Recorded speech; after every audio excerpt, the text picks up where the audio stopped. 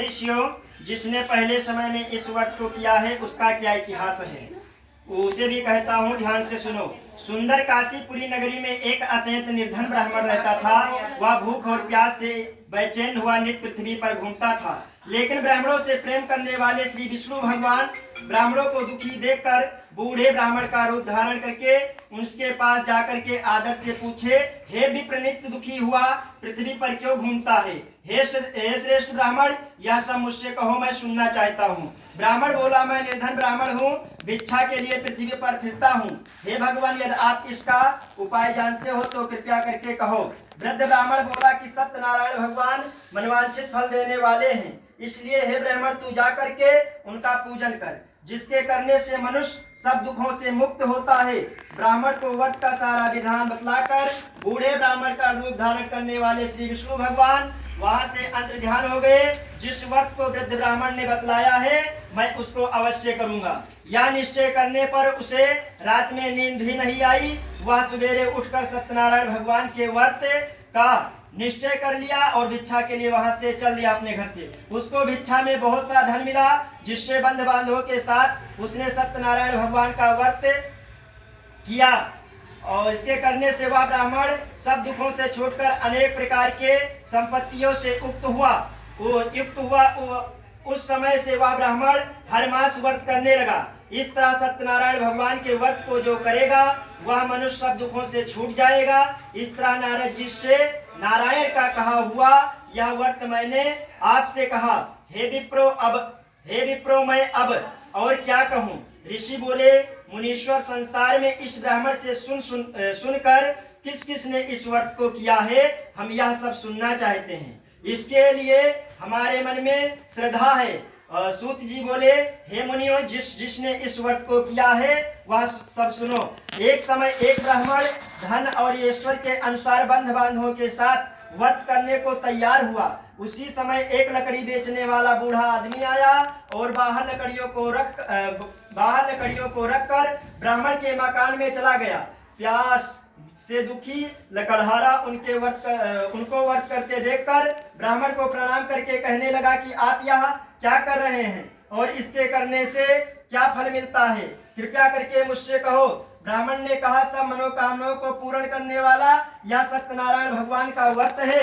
इसकी ही कृपा से मेरे यहाँ धन्य धान आदि की वृद्धि हुई है।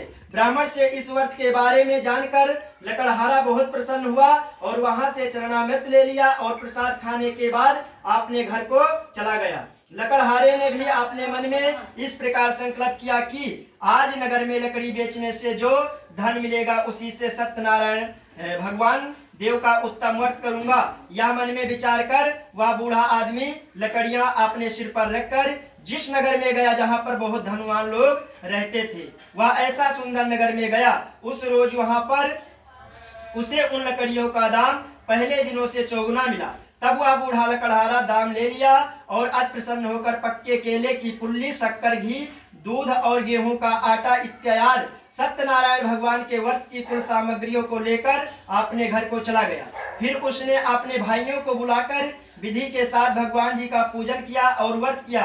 उस व्रत के प्रभाव से वह बूढ़ा लकड़हारा धन, पुत्र आदि से युक्त हुआ और संसार के समस्त सुख भोग कर अंत में वैकुंठ धाम को चला गया। बोलो श्री सत्यनारायण भगवान की जय, बोलो लक्ष्मी नारायण भगवान की जय, भगवान की जय। श्रीमान नारायण नारायण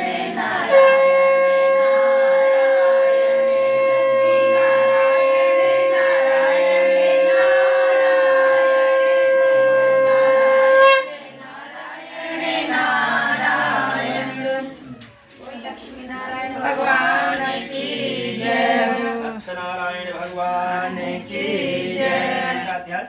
सूत जी बोले, हे श्रेष्ठ मुनियों, अब आगे की कथा कहता हूँ, सुनो।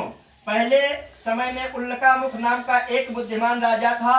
वह सत्यवक्ता और जितेंद्रिय था। प्रतिदिन देव स्थानों पर जाता था तथा गरीबों को धन देकर उनके कष्टों को दूर करता था। उसकी पत्नी कमल के समान मुख वाली और सती साध्वी थी।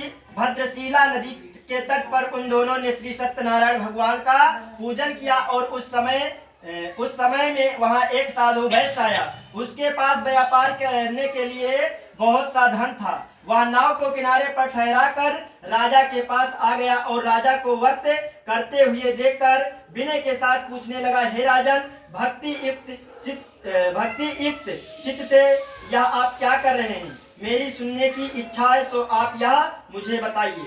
राजा बोला, हे साधु, आपने बंधुओं के साथ पुत्रादि की प्राप्ति के लिए यह महाशक्तिवान श्री सत्यनारायण भगवान का व्रत व पूजन किया जा रहा है। राजा के वचन सुनकर साधु आदर से बोला, हे राजन, मुझसे इसका सब विधान कहो, मैं भी आपके कथा अनुसार इस व्रत को करूंगा। और मेरे भी कोई संतान नहीं है और मुझे विश्वास है इसे निश्चय ही मेरे संतान होगी। राजा से सब विधान सुनकर व्यापार से निवृत्त हो वह आनंद के साथ अपने घर को चला गया।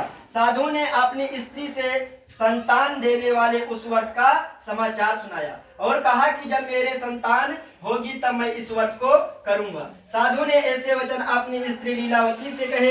एक दिन उसकी स्त्री लीलावती पति के साथ आनंदित हो संसारिक धर्म में प्रवृत्त होकर सत्यनारायण भगवान की कृपा से गर्भवती हो गई तथा 10वें महीने में उसके एक सुंदर कन्या का जन्म हुआ और दिनों दिन वह इस तरह बढ़ने लगी जैसे शुक्ल पक्ष का चंद्रमा बढ़ता है।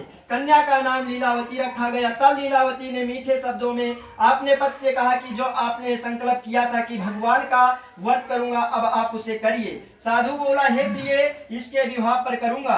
इस प्रकार अपनी पत्नी को आश्वासन दे वह नगर को चला गया। कलावती पितृगृह में वृद्ध को प्राप्त हो गई। साधु ने जब नगर में सखियों के साथ अपनी पुत्री को खेलते हुए देखा तो तुरंत दूत बुलाकर कहा कि पुत्री के वास्ते कोई सुयोग वर देख कर लाओ। साधु की आज्ञा पाकर दूत कंचन नगर पहुंचा और वहां पर बड़ी खोज कर देखभाल कर लड़की के लिए सुयोग वरी पुत्र को ले आया। उस सुयोग लड़के को देखकर साधु ने अपने बांधवों सहित प्रसन्नचित अपनी पुत्री का विवाह उसके साथ कर दिया, किंतु दुर्भाग्य से विवाह के समय भी उस व्रत को करना भूल गया। तब श्री भगवान सत्यनारायण क्रोधित हो गए और वही श्राप दे दिए कि तुम्हें दारुण दुख प्राप्त होगा। आपने कार्य में कुशल साधु बनिया जमाता सहित समुद्र के समीप स्थिर रत्नपुर नगर में गया और वहां पर दोनों ससुर जमाई चंद्रकेतु राजा के उस नगर में व्यापार करने लगे। एक रोज भगवान सत्यनारायण की माया से प्रेरित कोई चोर राजा का धन चुरा कर भागा जा रहा था, किंतु राजा के दूतों को आता देखकर चोर ने घबराकर भागते हुए राजा के धन को वहीं चुपचाप रख दिया जहां वे ससुर जमाई ठहरे हुए थे। जब दूतों ने उस साधु वैश्य के पास राजा के धन को रखे देखा तो वे दोनों को बांधकर ले गई और प्रसन्नता से दौड़ते हुए राजा के समीप जाकर बोले, यह दो चोर हम पकड़ कर लाए हैं, कृपया आज्ञा दे। तब राजा की आज्ञा से उनको कठोर कारावास में डाल दिया गया और उनका सब धन छीन लिया गया। सत्यनारायण भगवान के श्राप द्वारा उनकी पत्नी भी घर पर बहुत दुखी हुई और घर पर जो धन रखा था चोर चुरा कर ले गए। शारीरिक व मानसिक पीड़ा तथा भूख और प्यास से अति दुखित हो गई। अन्न की चिंता में कलावती एक ब्राह्मण के घर गई। वहां उसने सत्यनारायण भगवान का व्रत होते हुए देखा, फिर कथा सुनी तथा प्रसाद ग्रहण कर रात को अपने घर आई।